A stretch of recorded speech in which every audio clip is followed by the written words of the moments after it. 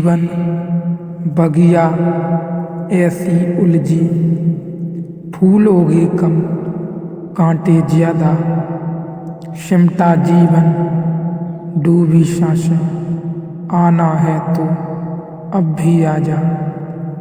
सत्य कभी मरता नहीं, सत्य कभी हारता नहीं, सत्य सदा जीतता ही है। ऐसी और भी कथाएं हैं सत्य के आसपास की। इससे पहले यदि आपने इस अनूठी यात्रा का अंतिम अध्याय नहीं देखा है, इस उपनिषद का अंतिम अध्याय नहीं देखा है, तो मैं आपसे विनती करूँगा कृपया करके अंतिम अध्याय देखें, उसके बाद ही इस अध्याय में प्रवेश करें। बिना अंतिम अध्याय देखे इस अध्याय को ना ही देखें, अपना समय व्यतीत न करें। ऐसी और भी कथाएं हैं। कहते हैं बुद्ध जब पैदा हुए तो खड़े खड़े पैदा हुए। माँ खड़ी थी वृक्ष के तले, खड़े खड़े माँ खड़ी थी, खड़े पैदा हुए, जमीन पर गिरे नहीं कि चले 7 कदम चले, 8वें कदम पर रुककर 4 आर्य सत्यों की घोषणा की कि जीवन दुख है। अभी 7 कदम ही चले हैं पृथ्वी पर कि जीवन दुख है, कि दुख से मुक्त होने की संभावना है, कि दुख मुक्ति का उपाय है, कि दुख मुक्ति की अवस्था है, निर्वाण की अवस्था है। लाओ त्सु के संबंध में कथा है कि गर्भ में ही रहे, कुछ करने की चाह न थी, 80 बरस तक तो गर्भ से निकलने की चाह भी न हुई। इनके संबंध में कथन है लाओ त्सु बूढ़े पैदा हुए, 80 वर्ष के पैदा हुए, 80 वर्ष तक गर्भ में ही रहे, निकलने की कुछ करने की चाह न थी, तो गर्भ से निकलने की चाह भी न हुई। कोई वासना ही न थी तो संसार में आने की वासना भी न हुई। जब पैदा हुए तो सफ़ेद बाल थे, 80 वर्ष के बूढ़े थे। जरथुस्त्र के संबंध में कथा है कि जब जरथुस्त्र पैदा हुए तो पैदा होते ही खिलखिलाकर हंसे, मगर इन सबको मात कर दिया अष्टावक्र ने। ये तो पैदा होने के बाद की बातें हैं। अष्टावक्र ने अपना पूरा वक्तव्य दे दिया पूरा होने से पहले। ये कथाएं महत्वपूर्ण हैं। इन कथाओं में इन व्यक्तियों के जीवन की सार संपदा है का निचोड़ है। बुद्ध ने जो जीवन भर में कहा उसका निचोड़ बुद्ध ने अष्टांगिक मार्ग का उपदेश दिया। 30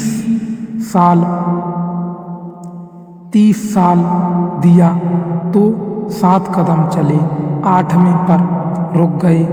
8 अंग हैं, कुल पहुँचने की अंतिम अवस्था है सम्यक समाधि। उस समाधि की अवस्था में ही पता चलता है जीवन के पूरे सत्य का। उन 4 आर्य सत्यों की घोषणा कर दी। लाओ त्सु बेउड़ा पैदा हुआ, लोगों ने 80 साल लगते हैं तब भी ऐसी समझ नहीं आ पाती।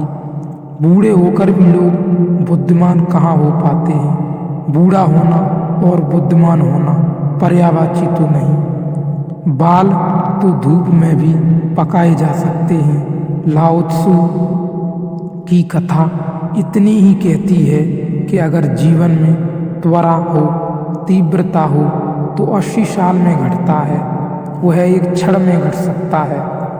प्रज्ञा की तीव्रता हो तो 1 क्षण में घट सकता है। बुद्धि मलिन हो तो 80 साल में कहाँ घटता है। जरथुस्त्र जन्म के साथ ही हंसे। जरथुस्त्र का धर्म अकेला धर्म है दुनिया में जिसको हंसता हुआ धर्म कह सकते हैं। अति पार्थिव पृथ्वी का धर्म है, इसलिए तो पारसी दूसरे धार्मिकों को धार्मिक नहीं मालूम होते। नाचने गाने गाते प्रश्न जरथुस्त्र का धर्म हंसता हुआ धर्म है, जीवन के स्वीकार का धर्म है।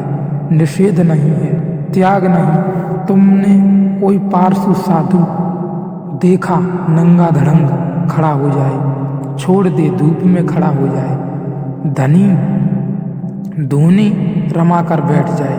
नहीं, पारसी धर्म में जीवन को सताने कष्ट देने की कोई व्यवस्था नहीं है। जीवन को परेशान करने की, हताश होने की कोई व्यवस्था नहीं है। जरथुस्त्र का सारा संदेश यही है कि जब हंसते हुए परमात्मा को पाया जा सकता है तो रोते हुए क्यों पाना। जब नाचते हुए पहुंच सकते हैं उस मंदिर तक तो नाहक कांटे क्यों बोने। जब फूलों के साथ जाना हो सकता है तो यह दुख बाद क्यों। इसलिए ठीक है प्रतीक, ठीक है कि जरथुस्त्र पैदा होते ही हंसे। इन कथाओं में इतिहास मत खोजना, ऐसा हुआ है ऐसा नहीं है, लेकिन इन कथाओं में एक बड़ा गहरा अर्थ है। तुम्हारे पास एक बीज पड़ा है। जब तुम बीज को देखते हो तो इससे पैदा होने वाले फूल की कोई भी तो खबर नहीं मिलती। यह क्या हो सकता है, ऐसी खबर हमें नहीं मिलती कभी भी, कल्पना नहीं होती हमारी, इसकी भनक भी तो नहीं आती। यह कमल बनेगा, खिलेगा, जल में रहेगा और जल में अछूता रहेगा, सूरज की किरणों पर नाचेगा और सूरज भी ईर्ष्यालु होगा। इसके सौंदर्य से, इसकी कोमलता से, इसकी अपूर्व गरिमा, इसके प्रसाद से, इसकी सुगंध आकाश में उड़ेगी। यह बीज को देखकर तो पता नहीं चलता, बीज को तो देखकर इसकी कोई कल्पना भी नहीं कर सकता, अनुमान भी नहीं कर सकता। लेकिन एक दिन यह घटता है तो दो तरह से हम सोच सकते हैं। या तो हम बीज को पकड़ लें जोर से और हम कहें जो बीज में दिखाई नहीं पड़ा वह कमल में भी घट नहीं सकता। यह भ्रम है, यह धोखा है, यह झूठ है। जिनको हम तर्कनिष्ठ कहते हैं, संदेहशील कहते हैं, उनका यही आधार है। वे कहते हैं जो बीज में नहीं दिखाई पड़ा वह फूल में हो नहीं सकता, कहीं भ्रांति हो रही है। इसलिए संदेहशील व्यक्ति बुद्ध को मान नहीं पाता, महावीर को स्वीकार नहीं कर पाता, जीसस को अंगीकार नहीं कर पाता, क्योंकि वे कहते हैं हमने जाना इनको। जीसस अपने गांव में आए, बड़े हैरान हुए। गांव के लोगों ने कोई चिंता ही न की। जीसस का वक्तव्य है कि पैगंबर की अपने गांव में पूजा नहीं होती। कारण क्या रहा होगा, क्यों नहीं होती गांव में पूजा पैगंबर की? गांव देखा, पसीने से लथपथ देखा, सड़कों पर खेलते देखा, झगड़ते देखा। गांव के लोग इसे बचपन से जानते हैं, बीज की तरह देखा। आज अचानक यह कैसे हो सकता है कि यह परमात्मा का पुत्र हो गया? नहीं, जिसने बीज को देखा वह फूल को मान नहीं पाता। वह कहता है जरूर धोखा होगा, बेईमानी होगी, यह आदमी पाखंडी है, यह परमात्मा का पुत्र कैसे हो गया, यह परमात्मा में कैसे लीन हो गया, यह भगवान कैसे हो गया? क्योंकि वह ब्रह्म जो है वह उनके बीज के देखने के कारण है। जो बीज उनका बचपना है उन्होंने देखा, इसके कारण यह भ्रम हो रहा है। लेकिन यह भ्रम बिल्कुल झूठ है।